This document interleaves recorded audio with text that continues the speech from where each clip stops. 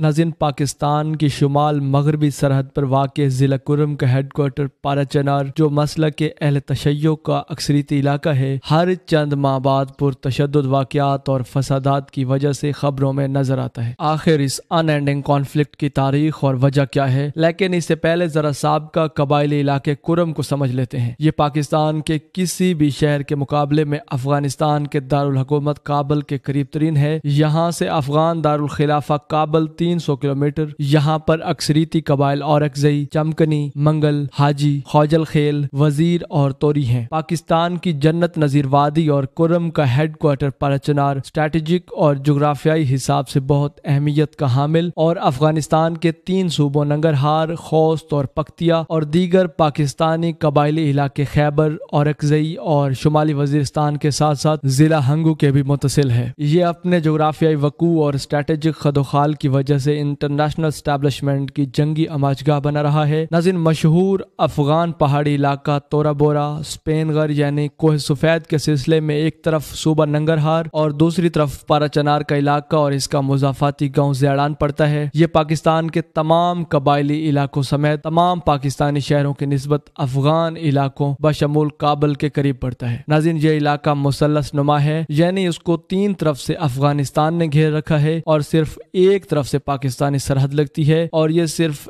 एक राब्ता सड़क से पाकिस्तान से मुत्तसिल होता है जो अक्सर बंद रहती है। पाराचनार को पैरट पीक यानी तोते की चूंच भी कहा जाता है। इसमें वाक़ दरिया कुरम भी काबिल जिक्र है, जिसका जिक्र संस्कृत की किताब ऋग्वेद, जो कि हिंदुओं की मुकद्दस किताब है, उसमें भी मिलता है। ऋग्वेद में दरिया कुरम को दरिया कुरमु कहा गया है। पुराने वक्तों में यह इलाका गंधारा तहजीब की अमाजगाह रहा है, लेकिन इसके साथ साथ पाराचनार अफगानिस्तान के इन 4 सूबों की सरहद पर भी वाक़ है, जो शिया मुखालिफ शिद्दत पसंद तंजीमों दाइश और तहरीक तालिबान पाकिस्तान और तहरीक तालिबान अफगानिस्तान का गढ़ है। कुरम का सदर मकाम पाराचनार है, जहां आबादी की अक्सरियत अहले तशय्यो मसलक से ताल्लुक रखती है और पाराचनार पाकिस्तान के दीगर इलाकों से सिर्फ एक सड़क के रास्ते जुड़ा हुआ है, जो लोअर कुरम में सदर के इलाके से गुजरती है। ये इलाका सुन्नी अक्सरियती आबादी पर मुश्तमिल है। नाज़रीन, अफगान और पाकिस्तान तालिबान की चढ़ाई के दौरान पाकिस्तानी मुसल्लह अफवाज के साथ मिलकर पाराचनार के अहले तशय्यो आबादी तालिबान के खिलाफ जहाद में मसरूफ अमल रही और अफवाज की गैर मौजूदगी में भी उन्होंने तालिबान को खासी मुश्किल में रखा और पाकिस्तानी हदूद की खिलाफ वर्जी और गैर कानूनी अमूर से बाज रखा। पाराचनार की अहले तशय्यो आबादी मुख्तलिफ वक्तों में दाइश और तहरीक तालिबान के खिलाफ बाकायदा जंग भी लड़ चुकी है। नाज़रीन, मजहबी मुनाफरत और इन इकदामात की वजह से ये तालिबान के पे दर पे हमलों के ज़ेर अताब रहते हैं और इन्हें शनाख्त करके मार दिया जाता है। यहाँ लड़ाइयों की एक और वजह इलाके के लोगों और माहिरीन के मुताबिक जमीनी तनाज़ात से शुरू होने वाली लड़ाइयाँ हैं, जो चंद ही घंटों में कबायली झगड़ों और फिर फिरका वाराना फसादात में तब्दील हो जाती हैं। तो ये जमीनी तनाज़ात आखिर हैं क्या? जिला कुरम के ज्यादातर इलाकों में लैंड रिकॉर्ड मौजूद ही नहीं है और लैंड रिकॉर्ड न होने की वजह से यहाँ मुख्तलिफ इलाकों में कबाइल और अफराद जमीन के टुकड़ों पर मलकियत के दावेदार हैं। जमीन का ये तनाज़ा कम अज कम 5 मुख्तलिफ मकामात पर 10 देहातों और कबाइल के दरमियान है। अब इस सारी सिचुएशन में क्रिटिकल एलिमेंट ये है कि ये तमाम कबाइल और देहात मसलक के लिहाज से अहले तशी और अहले सुन्नत फिरकों में तकसीम है, जो किसी भी लड़ाई को फौरी तौर पर सेक्टेरियन वायलेंस में तब्दील कर देते हैं। पैवाड़, गैदू और तरी मंगल अपर कुरम में अफगानिस्तान के सरहद के साथ साथ देहात हैं। इनमें पैवाड़ में अहले तशय्यो की अक्सरियत, जबकि गैदू और तरी मंगल में अहले सुन्नत से ताल्लुक रखने वाली आबादी ज्यादा है। बशारा और मलिक खेल भी अपर कुरम में वाक़ 2 देहात हैं। यहाँ हालिया लड़ाई 2 अफराद के दरमियान चंद कनाल जमीन के तनाजे पर शुरू हुई, जो बाद में पूरे जिले में फैल गई और दर्जनों अफराद की हलाकत का बायस बनी। कुंज अलीजई भी अपर कुरम में अफगानिस्तान की सरहद पर वाक़ 2 देहात हैं, जहाँ जमीनी तनाजा कई दहाइयों से मौजूद है। मुकम्मल अहले सुन्नत, जबकि कुंज अलीजई अहले तशी हैं। बलश खेल जो अहले तशी हैं और पारा चमकनी के लोग जो अहले सुन्नत हैं, उनके दरमियान भी हजारों एकड़ जमीन का तनाजा है। बलश खेल लोअर कुरम और पारा चमकनी सेंटर कुरम में वाक़ है। इस तरह बंगश कौम जो जिला कुरम के मुख्तलिफ इलाकों में फैली हुई है और हमजा खेल कौम जो लोअर दीर के इलाकों में आबाद है, उनके दरमियान भी जमीनी तनाजात फसादात का सबब बन रहे हैं। नाज़रीन, अमन कमेटी के मेंबर महमूद अली खान ने बताया कि इलाके के अमायदीन और लोगों की मुसलसल दरखास्तों के बाद यहाँ लैंड कमीशन तो बनाया गया, लेकिन इस कमीशन ने अभी तक कोई खास कारकर्दगी नहीं दिखाई। यहाँ जमीनी तनाज़े के अलावा सेक्टेरियन वायलेंस की एक हिस्ट्री भी मौजूद है। ہے، جبکہ 2007 سے 2012 کے درمیان پارا چنار کی آبادی سے یہاں پہلے القاعدہ اور پھر اس کے بعد TTP کے خلاف ایک جنگ بھی لڑی ہے۔ ناظرین، 2007 سے 2012 تک پارا چنار کی مقامی اہل تشیع آبادی نے یہاں پہلے القاعدہ اور پھر TTP کے خلاف ایک باقاعدہ جنگ بھی لڑی ہے۔ ضلع کرم میں پہلی فرقہ وارانہ لڑائی 1938 میں اس وقت ہوئی جب غیر منقسم ہندوستان کے شہر لکھنؤ میں شیعہ سنی فسادات کا آغاز ہوا۔ یہاں دوسرا بڑا فرقہ وارانہ واقعہ 1966 میں سدہ میں ایک ماتمی جلوس کے دوران ہوا۔ 1970 میں جامع مسجد پارا چنار میں مینار کی تعمیر تیسرے بڑے حادثے کی وجہ بنی۔ 1977 میں جامع مسجد پارا چنار کے مؤذن کو جان سے مارنے کی کوشش پر فسادات پھوٹ پڑے، جبکہ پانچواں بڑا واقعہ 1982 میں سدہ میں ہوا۔ اپریل 2007 میں ربیع الاول کے ایک جلوس پر پتھراؤ کے بعد فسادات شروع ہوئے اور اسی سال نومبر میں ایک مبینہ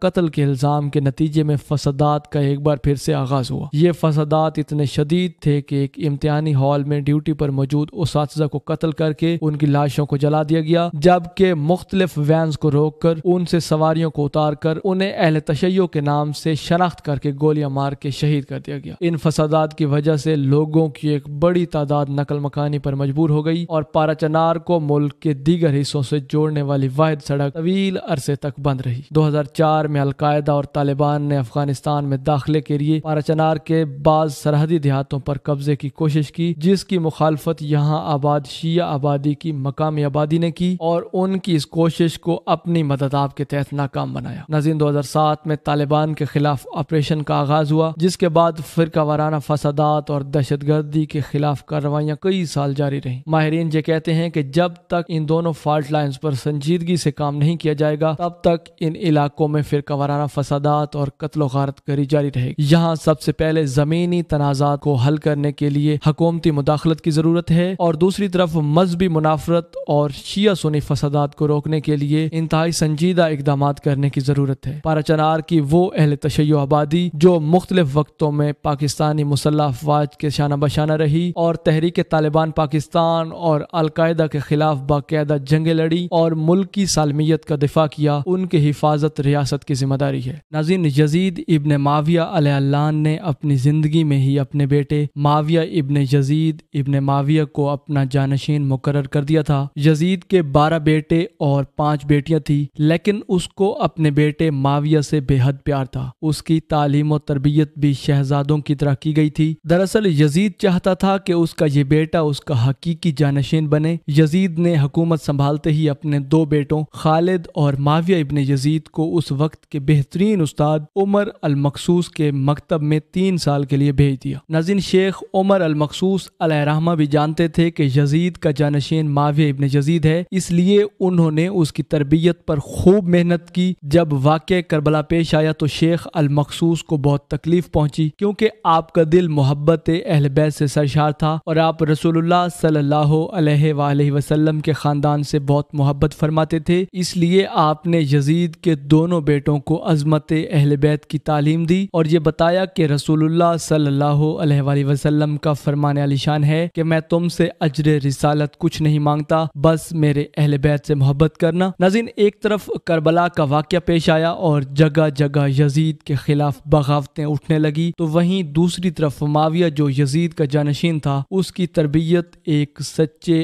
عاشق رسول کر رہے تھے۔ کربلا کے واقعے کے تیسرے سال سن 683 عیسوی میں یزید عبرتناک موت سے دوچار ہو کر جہنم رسید ہوا تو معاویہ ابن یزید تخت نشین ہو گیا۔ جیسے ہی معاویہ ابن یزید تخت پر بیٹھا تو استاد کی محنت رنگ لانے لگی اور اس نے آتے ہی واقع کربلا کی تحقیقات کی اور محض 40 دن میں بے گناہ قیدیوں کو جو بنو امیہ کی ظالمانہ قید میں تھے انہیں آزاد کر دیا۔ ناظرین، واقع ہرہ کے کچھ ہی دنوں کے بعد یزید علیہ اللعن ایک ہلاکت خیز اور انتہائی موذی مرض میں مبتلا ہوا۔ پیٹ کے درد اور آنتوں کے زخموں کی تکلیف سے ماہی بے آب، یعنی جس طرح مچھلی پانی کے بغیر تڑپتی ہے اس طرح تڑپتا رہا۔ جب اسے اپنی موت کا یقین ہو گیا تو اپنے بڑے بیٹے معاویہ بن یزید کو بستر مرگ پر بلایا اور امور سلطنت کے بارے میں کچھ کہنا ہی چاہتا تھا کہ بے ساختہ بیٹے کے منہ سے چیخ نکلی اور نہایت ذلت و حقارت کے ساتھ یہ کہتے ہوئے باپ کی پیشکش کو ٹھکرا دیا کہ جس تخت و تاج پر آل رسول کے خون کے دبے ہیں میں اسے ہرگز قبول نہیں کر سکتا۔ خدا اس منحوس سلطنت کی وراثت سے مجھے محروم رکھے جس کی بنیادیں نواس رسول صلی اللہ علیہ وآلہ وسلم کے خون پر رکھی گئی ہیں۔ ناظرین، یزید اپنے بیٹے کے منہ سے یہ الفاظ سن کر تڑپ گیا اور شدت رنج و الم سے بستر پر پاؤں پٹکنے لگا۔ ناظرین، یزید کا بیٹا معاویہ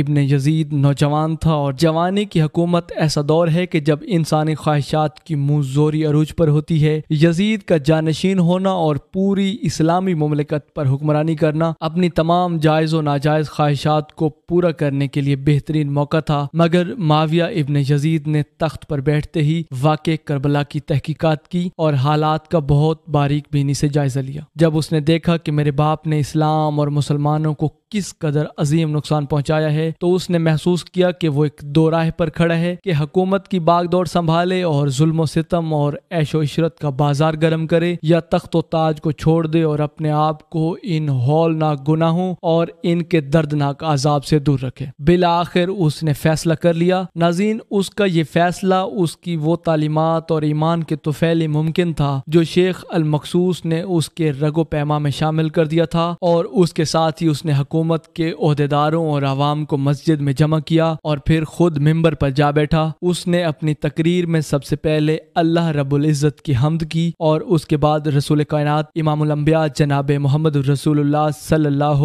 علیہ وآلہ وسلم اور ان کی آل پر درود بھیجا اور یوں کہنے لگا: میرے باپ یزید ابن معاویہ کو جب حکومت ملی تو وہ اپنے اعمال اور بد کرداری کی وجہ سے ہرگز اس کا اہل نہیں تھا، لیکن وہ بھی اس پر قابض رہا اور اس کا نفس اس سے بدترین کاموں کی طرف ترغیب دیتا رہا۔ ہاں، وہ اپنے برے کاموں پر فخر بھی کرتا تھا اور اس نے خدا کی بتائی ہوئی حدود سے تجاوز کیا۔ رسول اللہ صلی اللہ علیہ وآلہ وسلم کی آل پر اس نے بدترین مظالم ڈھائے، لیکن اس کی حکومت کی مدت بہت ہی تھوڑی تھی اور بہت جلد اس کی شرمناک زندگی کا خاتمہ ہو گیا اور وہ آج اپنے اعمال کے حساب کتاب میں الجھا ہوا ہوگا۔ ناظرین، جب معاویہ ابن یزید کی بات یہاں تک پہنچی تو اس کا گلا رک گیا۔ کافی دیر تک وہ بلند آواز میں روتا رہا اور اس کے بعد وہ دوبارہ لوگوں سے ہم کلام ہوا۔ ناظرین، یزید ابن معاویہ علیہ اللعن کے بیٹے معاویہ ابن یزید نے کہا: اے لوگو، میں تمہارے گناہوں کا بوجھ اپنے کندھوں پر نہیں اٹھا سکتا اور نہ ہی تمہاری دوستی کا توق اپنے گلوں میں ڈال سکتا ہوں۔ میری خواہش تو یہ ہے کہ حکومت شہزادہ حسین امام علی ابن حسین ابن علی ابن ابی طالب علیہ السلام یعنی حضرت امام زین العابدین علیہ السلام کے حوالے کر دی جائے، یا اب تم خود جو بہتر سمجھو وہ کرو، یا وہ حکومت کرے جس کا تم انتخاب کرو۔ میں اپنی بات سے تم لوگوں پر سے ہاتھ اٹھاتا ہوں اور اس پرفتن تخت کو چھوڑتا ہوں۔ ناظرین، معاویہ ابن یزید کے ان جملوں نے محفل میں ایک طوفان برپا کر دیا۔ جو یزید کے بیٹے معاویہ ابن یزید نے حکومت کرنے سے انکار کر دیا، اس کے بعد بنو امیہ نے اموی شہزادے مروان ابن حکم کے ہاتھ پر بیعت کر لی اور اسے تخت پر بٹھا دیا۔ مروان نے اپنا دارالحکومت مستقل طور پر دمشق منتقل کر دیا۔ بنو امیہ نے شیخ عمر المخصوص علیہ الرحمہ کو زندہ درگور کر دیا کہ تم نے کیوں یزید کے بیٹے کی ایسی تربیت کی کہ اس نے بڑے دربار میں بنو امیہ کو رسوا کر دیا۔ ناظرین، اندازہ کیجئے کہ یزید علیہ اللعن کے جہنم رسید ہونے کے بعد بھی اور کربلا کے اس اندوناک واقعے اور اس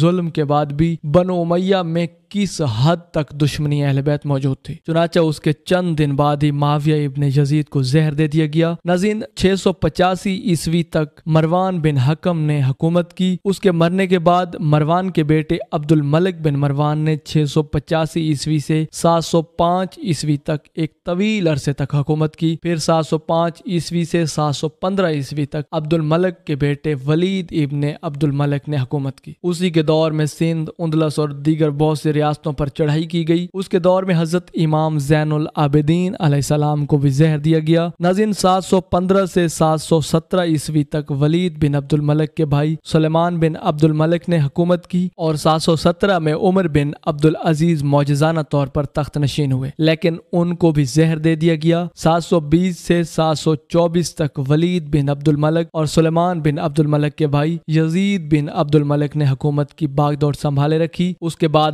ہشام بن عبد الملک، ولید بن یزید بن ولید، ابراہیم بن ولید اور مروان بن محمد بن ترتیب کی حکومت رہی۔ ناظرین، سن 750 عیسوی میں بنو امیہ کی حکومت کا تختہ بنو عباس نے الٹ دیا۔ بنو امیہ کا آخری حکمران مروان ثانی انتہائی سست اور ڈرپوک حکمران تھا، جس نے ابو مسلم خراسانی کے ہاتھوں شکست کھائی اور یوں بنو عباس کی حکمرانی شروع ہو گئی۔ ناظرین، تاریخ کی کتابوں میں درج ہے کہ ابو مسلم خراسانی نے بنو عباس کے ابو جعفر المنصور اور اس کے بھائی کو حکمرانی سونپ دی، اور اس طرح بنو عباس کے پہلے حکمران نے بنو امیہ کا نام و نشان مٹانے کی قسم کھائی، بہت سے لوگوں کو قتل کر دیا۔ ناظرین، بنو امیہ کی طرح بنو عباس کے دور میں بھی طرح طرح کے ظلم ہوئے، اہل بیت کو ستایا گیا اور ظلموں کی ایک نئی داستان رقم کی گئی۔ اگر تاریخ کا بغور مطالعہ کیا جائے تو پتہ چلتا ہے کہ امویوں کے بعد عباسیوں نے جو ظلم گھرانے اہل بیت کے ساتھ کیے وہ بھی کسی کربلا سے کم نہیں ہیں۔ ان بدبخت اور شقی نسل نے ائمہ طاہرین پر ظلمات کے پہاڑ توڑ دیے۔ اس طرح بنو عباس کے حکمران نے یزید کی قبر کو بھی کھدوایا، اور یہ کام اس نے اپنی نگرانی میں کروایا۔ وہ چاہتا تھا کہ یزید کو قبر سے نکالے اور اس کی لاش کو سولی پر لٹکا دے۔ چنانچہ یزید کے مرنے کے 65 سال بعد اس کی قبر کو اس وقت کے حکمران ابو جعفر اور عباس کی نگرانی میں کھدوایا گیا، مگر جب قبر کو کھولا گیا تو سب یہ دیکھ کر حیران رہ گئے کہ قبر میں کچھ لکڑیاں ہیں اور ایک بدصورت کتا ہے، اس کے سوا قبر میں کچھ بھی نہیں تھا۔ ناظرین، پروردگار عالم کے حضور دعا ہے کہ ہمیں آل رسول سے محبت عطا فرمائے اور آل رسول سے سچی پکی الفت نصیب فرمائے۔